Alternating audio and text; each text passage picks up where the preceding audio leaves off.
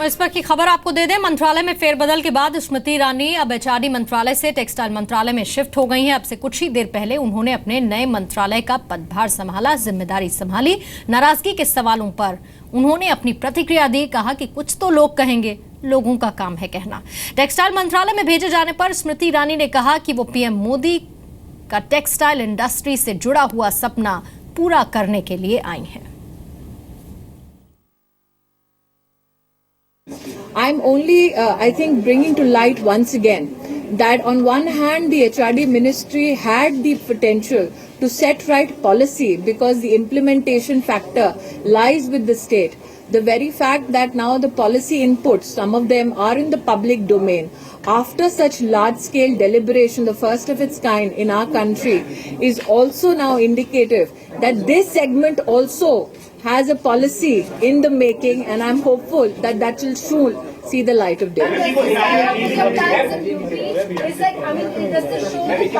In the Sangathan, it is not an individual that plans, it's the party.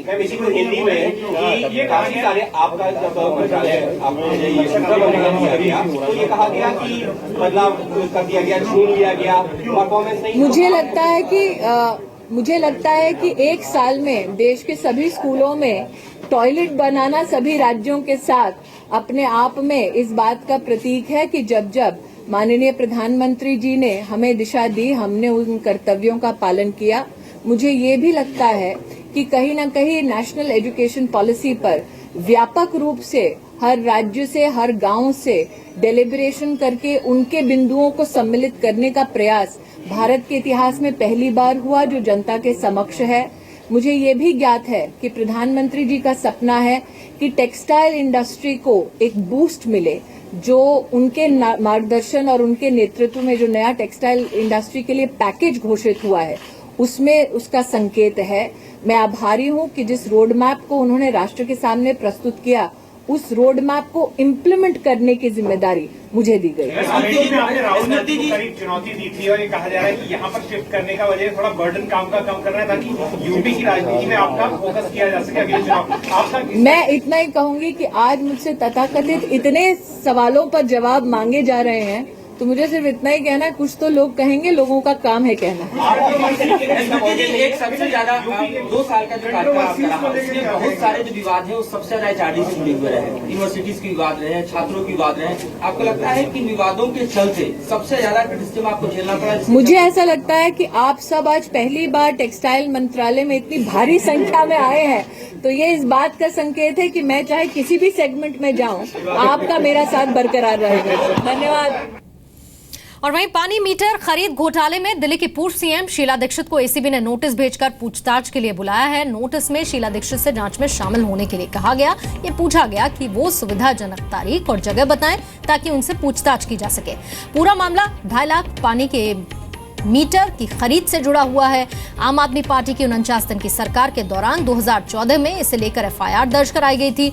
जांच के लिए ACB के पास भेजा गया था और तब आम आदमी पार्टी ने, सरकार ने ये आरोप लगाए थे कि शीला सरकार के दौरान जल बोर्ड में गड़बड़ियों की वजह से सरकारी खजाने को 341 करोड़ का नुकसान हुआ। आपको ये भी बता दें कि वाटर टैंकर घोटाले में शीला दीक्षित पर एफआईआर दर्ज की जा चुकी है। दिल्ली एसीबी चीफ मुकेश मीणा ने कहा है कि इस मामले में 2014 में केस दर्ज किया गया था। शीला दीक्षित को नोटिस भी भेज दिया गया है। पूर्व मुख्यमंत्री शीला दीक्षित को एसीबी ने नोटिस भेजा है। क्या ये पूरा मामला जानने के लिए हमारे साथ है मुकेश कुमार मीणा। सर, ये बताइए कि क्या है ये पूरा घोटाला? 2.5 लाख वाटर मीटर दिल्ली जल बोर्ड द्वारा खरीदे गए थे 2011 में, और 2014 में इस मैटर पर एक एफआईआर दर्ज हुई थी।